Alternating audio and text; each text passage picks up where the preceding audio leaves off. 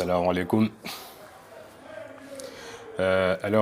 Nous allons commencer les applications liées par rapport à l'auto-induction. Alors, concernant la première application, on va juste s'intéresser au calcul de la force électromotrice induite. La force électromotrice d'auto-induction.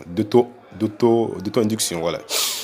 Voilà, vous avez déjà le courant IDT qui est de 2T carré moins 2T. Et l'autre, c'est votre expression de I qui est de 2 à la 5 carré de 2 cosinus de 100 pt. Alors, la première question demandée, je pense, c'est de déterminer les caractéristiques du champ magnétique créé à l'intérieur du solénoïde. Je pense que ces caractéristiques-là, on les a illustrées à travers le cours. Voilà. Le calcul de l'inductance L du solénoïde, on a déjà vu comment établir l'expression. On a vu les différentes expressions donc liées pour calculer l'inductance L de la bobine. Maintenant, ce qui va être nouveau pour nous, on va juste le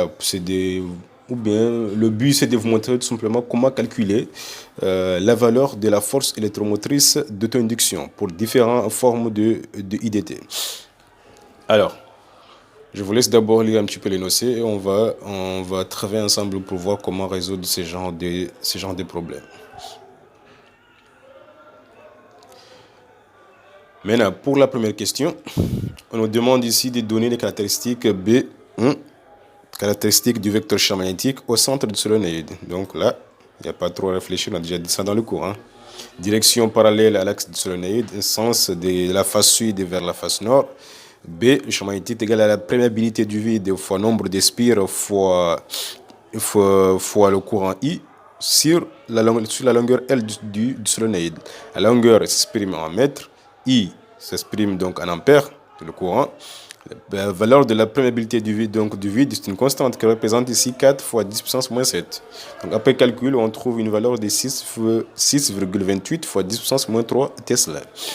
Question suivante, c'est de calculer l'inductance L de la bobine. Comme ici, on ne nous a pas demandé d'établir, donc vous appliquez juste la formule. Donc, L est égal à la perméabilité du vide fois le nombre de spires au carré fois la section S au carré fois la section S sur la longueur L du solénoïde. La section S en mètres carrés, L c'est en mètres. Donc, après calcul, on trouve une valeur de 5 fois 10 puissance moins 4 arrêts. D'accord. Question suivante. L'expression de la force électromotrice pour un courant IDT qui est égal à 2T carré moins 2T. Alors, on va juste appliquer la formule. E est égal à moins dérivée, donc moins L dérivée de I par rapport au temps. L représente l'inductance de la bobine, qui est de 5 fois 10 puissance moins 4, en Ré. Donc maintenant, DI par rapport au temps, c'est-à-dire la dérivée de IDT. Donc vous aurez, à quoi vaut la dérivée de 2T carré? C'est 4T, on est d'accord? Moins 2T. Alors, à quoi vaut la dérivée de DT? C'est 2. Donc là, la dérivée donc de IDT représente ici 4T moins 2. C'est-à-dire le 4T moins 2 que vous voyez ici représente la dérivée de IDT par rapport au temps. Voilà. Donc après j'ai moins 5, c'est-à-dire moins qui représente le moins de la formule, fois L qui représente ici 5 fois 10 puissance moins 4, fois la valeur de la dérivée de I par rapport au temps qui représente ici 4T moins 2T. Donc vous développez l'expression et vous aurez après le résultat suivant. Maintenant, autre question demandée, c'est de calculer la valeur de la force électromotrice à l'instant t est égale à 5 secondes. Pour ce faire, vous allez juste remplacer là où il y a t par 5 secondes et vous aurez la valeur suivante. Question suivante, c'est de calculer l'énergie emmagasinée donc dans la bobine à l'instant t est égale à 5 secondes. Pour ce faire, vous savez que l'énergie emmagasinée donc est égale à n demi fois l'inductance L de la bobine fois le courant I au carré.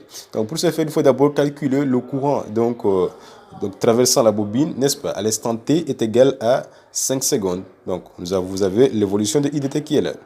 Donc ça se fait.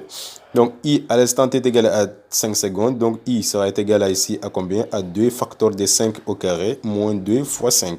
Donc les calculs, ça vous donne ici 40 ampères.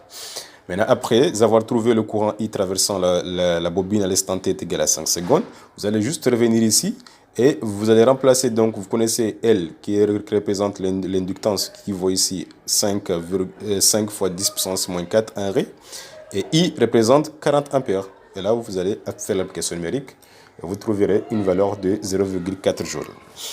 Question suivante, c'est l'expression donc de la force électromotrice indue pour I de t est égal à 2 racine carrée de 2 cosinus de 100 pt. Alors vous avez ici une grandeur alternative, n'est-ce pas? Maintenant, c'est pareil que précédemment, mais cette fois-ci, on va juste dériver parce que ici, c'est quoi? Vous avez la dérivée d'un polynôme, maintenant, cette fois-ci, on a la dérivée donc d'une fonction, voilà, fonction cosinus, n'est-ce pas? Maintenant, par rappel, qu'est-ce que nous avons? Ce que vous avez, le dérivé de cosinus de oméga t par rapport au temps est égal à moins oméga sinus de oméga t. On est d'accord? C'est moins oméga, c'est-à-dire vous dérivez ce qui se trouve à l'intérieur, c'est-à-dire la dérivée de oméga dt, c'est-à-dire vous aurez oméga dt le tout prime fois moins sinus de oméga t. C'est comme ça que ça se passe. Alors maintenant, si vous avez par exemple, si vous avez ici sinus, vous aurez quoi? La dérivée des sinus de oméga t par rapport au temps, ça sera oméga t cosinus de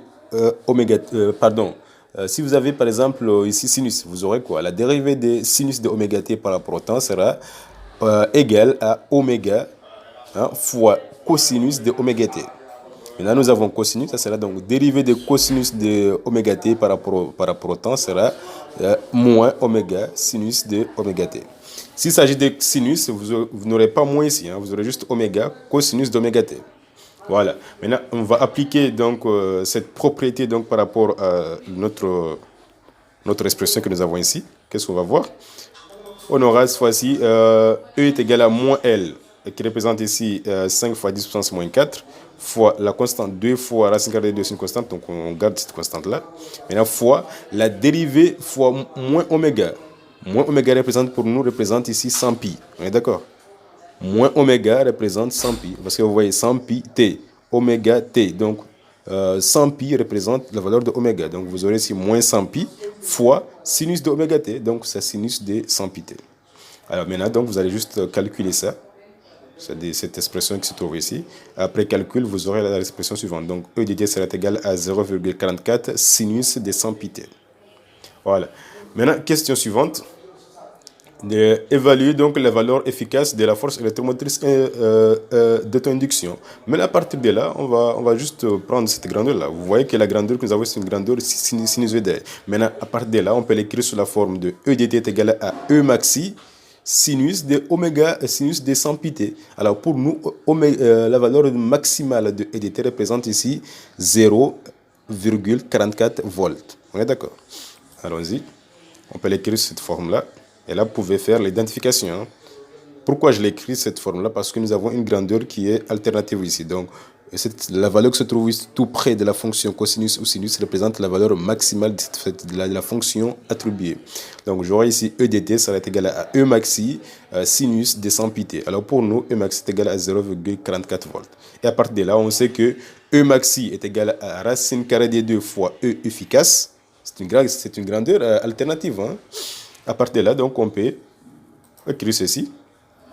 Donc, E efficace est égal à E maxi sur racine carrée de 2. D'accord? Alors, à partir de là, vous pouvez calculer la valeur efficace de la force électromotrice d'auto-induction. Alors, voilà pour ce qui en était pour la première application. Vous voyez que c'était pour vous montrer effectivement comment calculer la force électromotrice pour différentes évolutions de IDT. Voilà, sur ça, je vous remercie.